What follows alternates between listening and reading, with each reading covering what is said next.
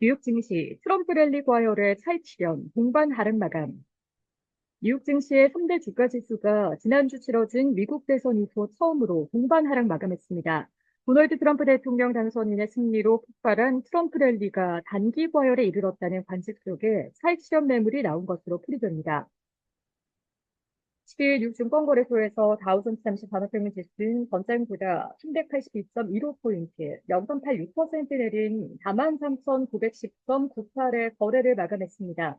스탠더드&푸어스 S&P 500 지수는 전장보다 17.36포인트, 0.29% 밀린 5,983.99에 나스닥 종합지수는 전장보다 17.36포인트, 0.09% 내린 19,281.4의 장을 마쳤습니다. 3대 주가 지수가 동반 하락으로 마감한 것은 지난 4일 이후 처음입니다.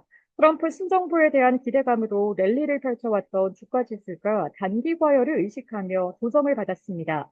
특히 트럼프 2기 행정부의 잠재적 수혜 대상으로 여겨진 소형주가 전반적으로 압박을 받으면서 중소형주 위주로 구성된 러셀 2000 지수는 1.77% 하락했습니다. 우량주 위주로 구성된 다우지수의 하락폭도 다른 주가지수 대비 상대적으로 컸습니다. 트럼프 행정부가 기술 업종보다는 전통 산업에 더 유리할 것이라는 기대감에 다우지수 구성 종목으로 매수세가 더 집중됐던 측면이 있습니다. 트럼프의 대선 승리에 크게 기여한 일론 머스크의 테슬라도 이날 6% 넘게 하락하며 차익 실현 매물이 쏟아졌습니다. 그럼에도 지난주 대선 이후 테슬라의 주가 상승률은 여전히 31%에 달합니다. 시가총액 상위 종목군을 형성하는 매그니피센트 세븐 종목 중에선 테슬라를 제외한 모든 종목이 상승했습니다. 엔비디아는 2.09% 오르며 시총 2위 자리를 한층 굳건히 다졌고 마이크로소프트와 아마존도 1%가량 상승했습니다. 메타 플랫폼스와 알파벳은 강보합을 형성했습니다.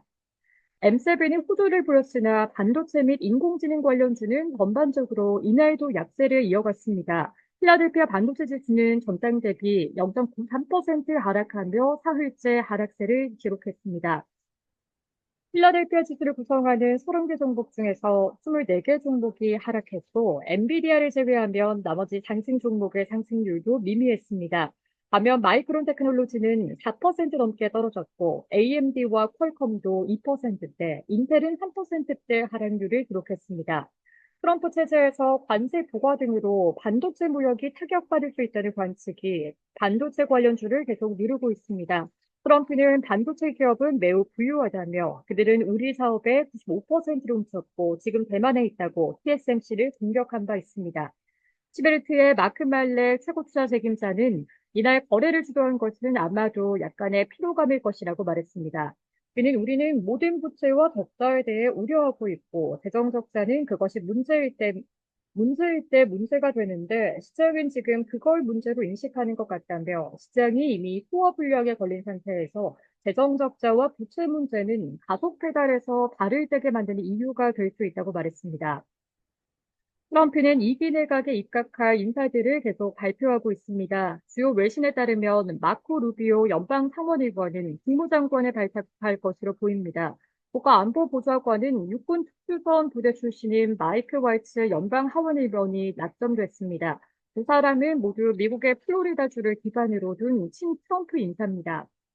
국토안보부 장관에는 크리스티 루엄 사우스다코타주 주지사가 예정됐습니다. 트럼프 행정부 1기 때 이민세관 단속부 국장 직무대행을 지낸 톰 후머는 국경 차르로 지명되기도 했습니다. 하기 재무장관으로는 소로스 펀드에 몸담았었던 키스퀘어 그룹을 설립한 스캇 베센트가 유력하다는 보도가 나오고 있습니다. 현재까지로는 트럼프 정부가 자국 우선주의를 내세우고 반중 반이민 기조를 유지하겠다는 의지가 읽힙니다. 이는 이민자 감소와 무역 분쟁 격화 등으로 이어져 인플레이션을 다시 자극할 수 있습니다.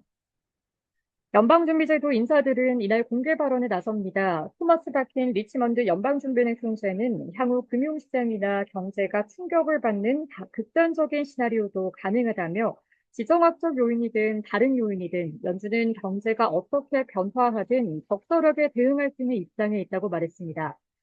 카시카리 미니애폴리스 연은 총재는 인플레이션이 예상을 웃돌면 오는 12월에 금리 인하를 멈출 수도 있다며 통화 정책 기조는 현재 다소 제약적이고 경제는 강력한 위치에 있는 것으로 보인다고 말했습니다.